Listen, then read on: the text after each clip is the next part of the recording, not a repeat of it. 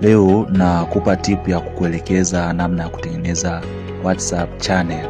Hii ni nzuri sana haswa kwa wafanyabiashara. Kwa hiyo ukishaingia kwenye WhatsApp yako, kwa hiyo sehemu ya updates, sehemu ya kupost status, utaenda upande wa juu kabisa, utaona neno create channel.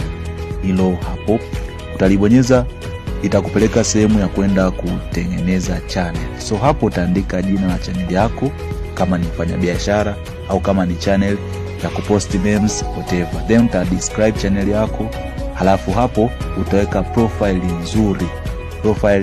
nzuri ambayo wewe unaona inafaa kulingana na maudhui ya channel yako. Baada ya hapo utapewa notification kwamba tayari ushatengeneza channel. Utafanya kuskip ama kushare ni wewe, kwa sababu tayari unakuwa umeshatengeneza. Utaona hapo followers ni 0. So utachukua link ya channel yako.